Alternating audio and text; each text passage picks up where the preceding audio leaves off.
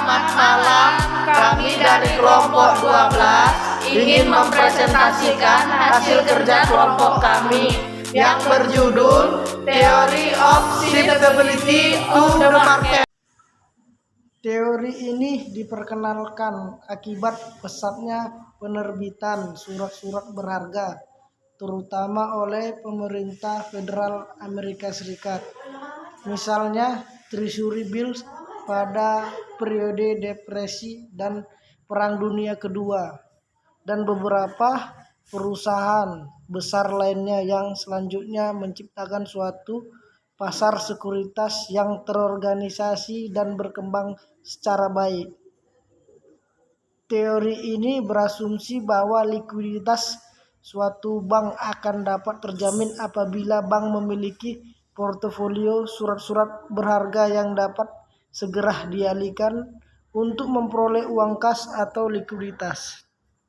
Sebelum tahun 1920-an, bank menganggap portofolio kreditnya dapat digunakan sebagai sumber likuiditas karena saat itu sekuritas dapat dikatakan belum dikenal. Namun setelah dikeluarkannya Treasury Bills sebagai instrumen operasi pasar terbuka pada tahun 1940-an, mulai saat itu terjadi peralihan dari loan portofolio ke surat-surat berharga pasar uang sebagai sumber likuiditas bank. Teori ini beranggapan bahwa likuiditas suatu bank tergantung pada kemampuan bank untuk memindahkan aktivanya ke orang lain dengan harga yang dapat diramalkan. Pada tahun 1920-an, melihat dari banyaknya kelemahan pada teori commercial loan, yaitu Doctrine of Asset Shiftability, bank mengembangkan teori likuiditas lain. Menurut teori ini, banyak bank dapat segera memenuhi kebutuhan likuiditasnya dengan memberikan shiftable loan atau call loan, yaitu pinjaman yang harus dibayar dengan pemberitahuan satu atau beberapa hari sebelum dengan jaminan surat-surat berharga. Oleh karena itu, apabila bank membutuhkan likuiditas pada suatu waktu, maka kebutuhan tersebut dapat dipenuhi dengan melakukan penagihan kepada peminjam atau debitur.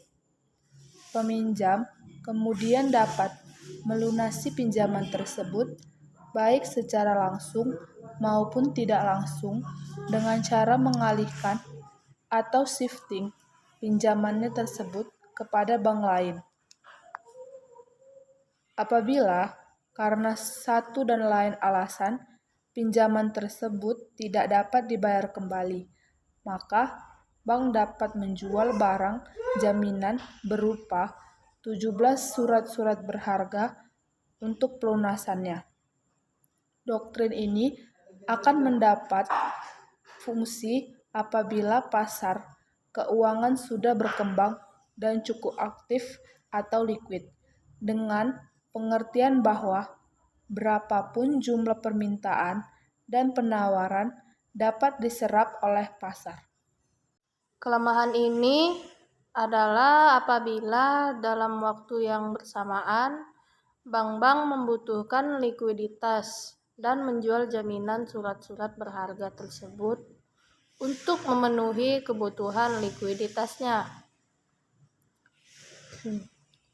Dalam situasi seperti ini, bukan saja akan menyebabkan kredit tersebut tidak dapat dialihkan, tapi juga menyebabkan turunnya harga surat berharga, karena bank-bank menjual jaminannya atau surat berharga dalam waktu yang bersamaan.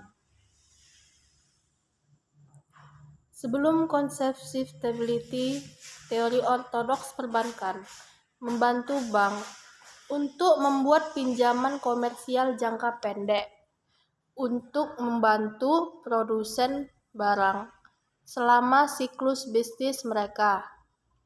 Misalnya, petani apel mungkin memerlukan pembiayaan jangka pendek sampai hasil panen siap untuk dijual. Teori ini mendalilkan bahwa dengan melakukan transaksi komersial jangka pendek yang akan jatuh tempo tepat waktu akan membuat bank dan keadaan siap untuk memenuhi permintaan deposan. Meskipun perbankan pada saat itu bukanlah konsep baru, yang berubah adalah simpanan telah menjadi kewajiban utama bank pada tahun 1830.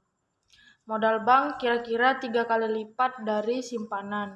Tetapi kurang dari 100 tahun kemudian, para penabung telah mewakili kira-kira 68% ekuitas di bank. Peningkatan proporsi simpanan ini membuat banyak pihak khawatir akan kemungkinan bank-bank bangkrut dan ketidakmampuan untuk mendapatkan uang tunai yang sangat dibutuhkan. Hal ini menunjukkan bahwa pinjaman komersial jangka pendek seringkali tidak jatuh tempo atau dilikuidasi pada saat jatuh tempo karena perubahan siklus bisnis. Oposisi yang berkembang mulai menunjukkan perlunya sistem perbankan yang lebih baik dan dapat menghindari likuidasi paksa dari kertas jangka pendek. Ini yang muncul kurang lebih secara berkala.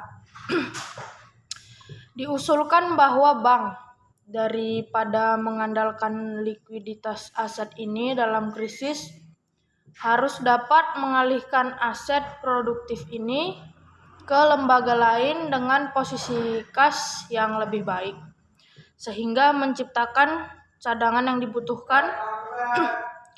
Kemampuan untuk mengalihkan aset ini memberikan likuiditas ke aset yang tidak likuid. Sekian dan terima kasih. Demikianlah presentasi dari materi kami. Sekian dan terima kasih. Selamat malam.